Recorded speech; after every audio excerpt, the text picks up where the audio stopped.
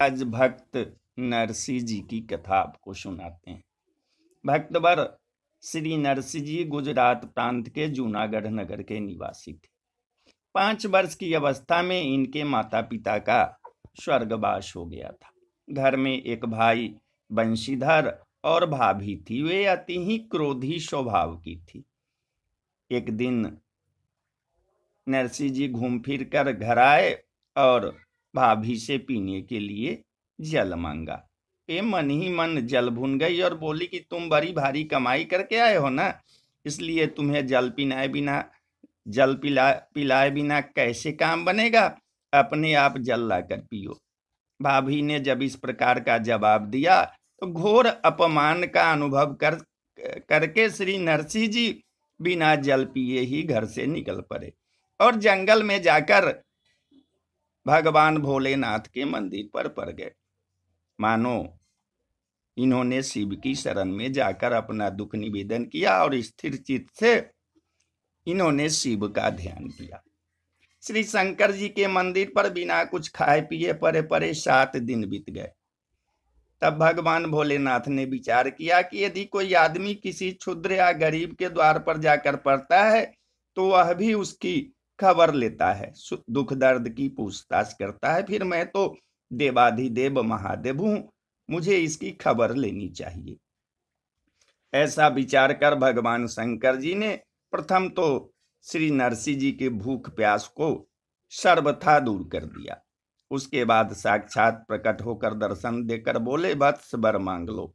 श्री नरसिंह जी ने कहा कि प्रभु, मैं वर मांगना नहीं चाहता हूं, फिर भी यदि आप देना चाहते हैं तो सोच समझकर वह वस्तु दीजिए जो आपको सबसे अधिक प्यारी है। यह सुनकर श्री शंकर जी सोच विचार में पड़ गए कि जो मेरी प्रिय वस्तु है उसका रहस्य तो मैं अपनी प्राण प्रिया श्री पार्वती जी से भी कहने में डरता हूं और वेद जिनका नेति नेति कहकर वर्णन करते हैं। अब यदि कदाचित इसे अपनी प्रिय वस्तु नहीं देता हूं तो मेरा वर मांगो, यह बोलना झूठा हो जाएगा। ऐसा विचार कर श्री शंकर जी ने अपना सा श्री कृष्ण प्रेम प्रदान किया और श्री नरसिंह जी को सुंदर सखी स्वरूप प्रदान कर स्वयं भी त्रिलोचना सखी रूप धारण कर साथ साथ नित्य श्री वृंदावन धाम में आए। वहां दिव्य बहुमूल्यवान अनेक प्रकार की मणियों से जरे हुए रासमंडल पर अगणित ब्रज गोपियों के मध्य श्री राधा श्याम सुंदर का दिव्य दर्शन शिव जी ने श्री नरसिंह जी को कराया। श्री नरसिंह जी ने देखा कि स्वर्णमय रासमंडल रंग बिरंगे हीरो से जरा हुआ है और ब्रज गोपियों के मध्य प्रिया प्रियतम दोनों विचित्र गतियों में नृत्य कर रहे हैं। गान तान की अद्भुत ध्वनि छाई हुई है। लाल जी ताली बजा बजा कर ताल लगा रहे हैं और नृत्य एवं राग की सुंदर गति ले रहे हैं। श्री शंकर जी ने श्री नरसिंह अली को मसाल दिखलाने की सेवा प्रदान की। यह प्रिया प्रियतम की शोभा सुंदरता को देखकर निहाल हो गई। इसी बीच नंदलाल जी की दृष्टि इनके ऊपर पड़ी। इन्होंने जान लिया कि यह तो कोई नई सखी आज रास में आई है।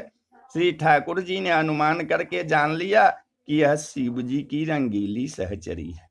श्री शंकर जी ने मीठी मुस्कान और नेत्रों के संकेत से जनाया कि ये मेरे साथ आई है, आप कृपया अपने परिकरों में सम्मिलित कर लें। रास विलास का दर्शन कराकर श्री शिव जी चाहते थे कि अब मैं यहाँ से इन्हें ले जाऊं, परंतु श्री नरसिंह अली जी चाहती थी कि मैं अपने प्राणों को न्यौछावर कर दूं।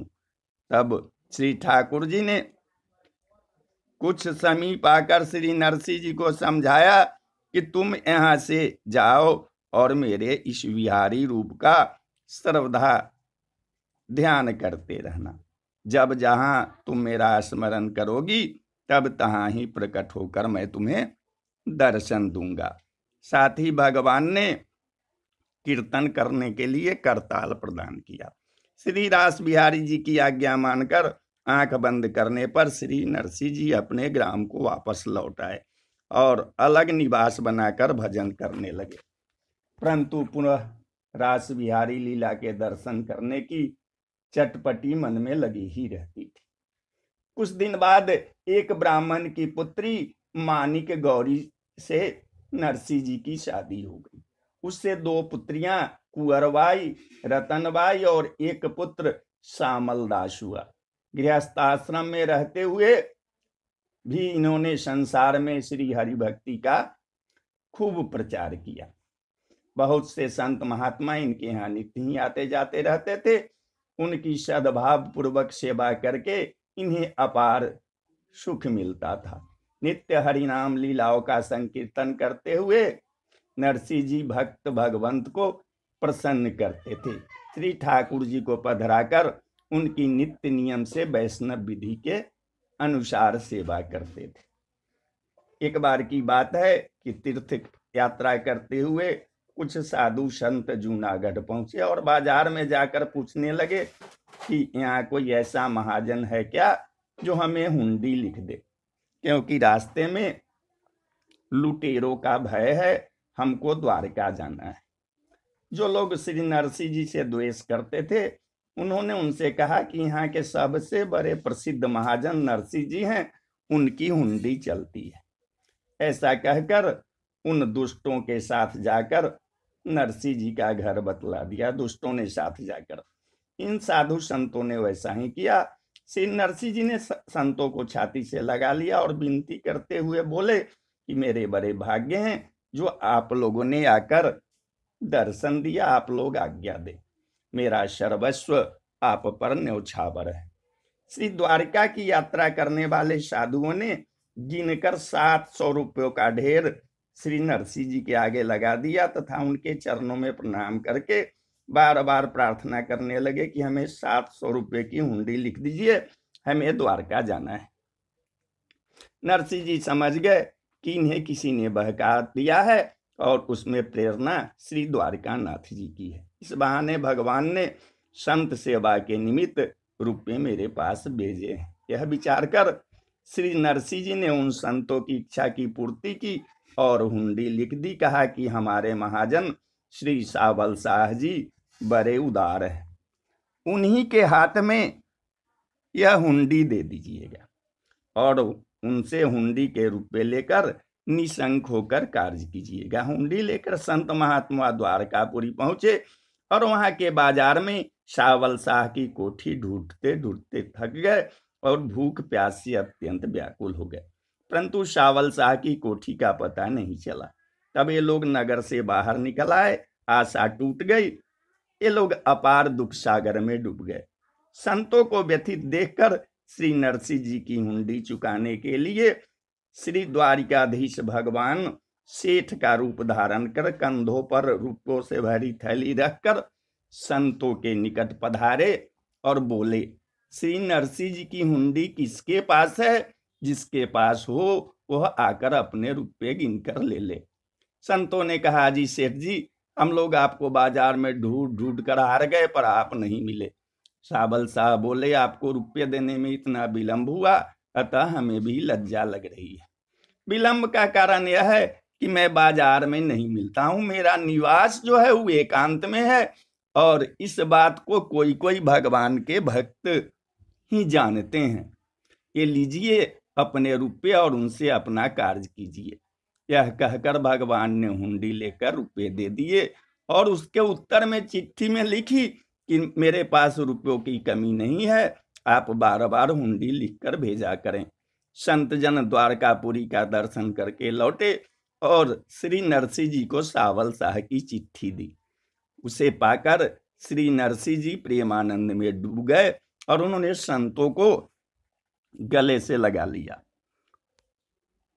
श्री नरसिंह जी ने संत महात्माओं से कहा कि आप लोग यह बतलाइए कि सावल शाह जी आपको मिले या नहीं। उन संतों ने कहा, हाँ मिले और बड़े प्रेम से मिले। श्री नरसिंह जी ने सावल शाह के नाम हुंडी लिख दी थी और उसके जो रुपये थे उनसे इन्होंने संतों का भंडारा कर दिया। संतों के प्रति श्री नरसिंह जी का ऐसा सद्भाव था, अतः श्री द्वारिकाधीश ने उनके सभी मनोरथों को पूरा किया। श्री नरसिंह जी की लड़की ससुराल में रहती थी। लोक रीति के अनुसार इन्हें छूछक देना चाहिए, पर इनके पास कुछ न था, अतः ये न दे सके। लड़की की सास नित्य ही गालियां बकती। सास के वचन जब असह्य हो गए तब उस लड़की ने अपने पिता को कहला भेजा कि मेरी सास से ताने मारती है, गाली देती है, इससे मेरी छाती जलती रहती है। यदि आपके पास कुछ देने के लिए हो तो आप आकर दे जाइए। लड़की का यह संदेशा पाकर श्री नरसिंह जी एक टूटी सी बैलगाड़ी में 2 बूढ़े बैलों को जोतकर जहां पुत्री ब्याही थी उस नगर के किनारे पहुंच गए। इनके आगमन का समाचार एक ब्राह्मण ने जाकर उनकी कन्या से कह दिया। पिताजी का आगमन सुनते ही वह आई, परंतु जब उसने देखा कि गाड़ी में छूछक का कुछ भी सामान नहीं है तो उनका मुख उदास हो गया। उसने कहा, पिताजी, यदि आपके पास देने के लिए एक पैसा या एक वस्तु न थी तो फिर न आते, वही ठीक था। श्री नरसिंह जी ने कहा कि बेटी, तुम अपने मन में चिंता न करो, जाकर अपनी सास से कह दो कि जिन जिन चीजों की जितनी जितनी जरूरत हो उन सबको एक कागज में लिख दें। उसने अपनी सास को समझाकर कहा तो वह बहुत रीस में भरकर बोली कि मैं समझ गई, तेरे पिता यहाँ आकर हंसी कर रहे हैं।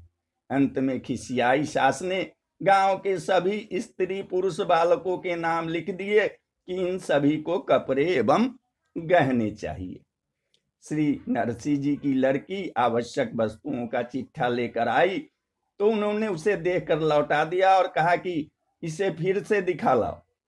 इसमें यदि किसी का नाम या कोई वस्तु लिखने से रह गई हो तो उसे फिर लिखवा लाओ। इस बात से क्रुद्ध होकर उसने 2 पत्थर और लिखवा दिए। श्री नरसिंह जी को अपमानित करने के लिए उन्हें टूटी फूटी पुरानी और रहने के लिए घर बता दी। भक्त शिरोमणि श्री नरसिंह जी जाकर उसी में ठहरे और उस निवास स्थान को देखकर बहुत प्रसन्न हुए। सास ने खौलता हुआ जल इनके स्नान करने के लिए भेजा। इसी बीच वर्षा हुई जिससे जल शीतल हो गया और श्री नरसिंह जी ने सुखपूर्वक स्नान किया। उसके बाद पौर की कोठरी को झाड़ू बहारू देकर उसे साफ कर उसके द्वार पर एक पर्दा लगा दिया। सामान को चिट्ठे को वही रखकर तानपुरा बजाकर श्री हरिनाम संकीर्तन करने लगे। भगवत कृपा से अगणित पोशाके वस्त्र आभूषण आकर कोठरी में भर गए। श्री नरसिंह जी ने गांव भर के आबाल वृद्ध सभी नर नारियों को सुंदर मूल्यवान वस्त्र आभूषण पहनाए। उससे सब लोग शोभायमान हो रहे थे। श्री नरसिंह जी की उदारता और कीर्ति यश का सभी लोग गान कर रहे थे। बड़ा भारी आश्चर्य तो यह हुआ कि उस चिट्ठी में लिखी सोने चांदी की 2 शिलाएं भी आई और समधि और समधिन के लिए विशेष भेंट के रूप में प्रदान की गई। संजोगवश एक स्त्री का नाम भानीबाई सूची में लिखने से रह गया था, उसे पहनावा नहीं मिला। उसने दूसरे से लेना स्वीकार नहीं किया और कहा कि जिसने सब स्त्री पुरुषों को वस्त्र आभूषण पहनाए हैं मैं भी उन्हीं के हाथ से लूंगी। श्री नरसिंह जी की कन्या ने अपने पिता से प्रार्थना की कि इसे भी पहनावा दीजिए जिससे कि मेरी लज्जा रह जाए। श्री नरसिंह जी ने प्रभु से प्रार्थना की तो भगवान फिर आए, वस्त्र आदि देकर उनकी कामना पूर्ण की। अपने पिताजी के प्रभाव को देखकर उनकी पुत्री अपने अंग में फूली नहीं समाती थी। अपने पति सास ससुर आदि को भुलाकर वह अपने पिता के साथ अपने घर को चली आई। तो बोलिए जय श्री कृष्ण, जय श्री कृष्ण।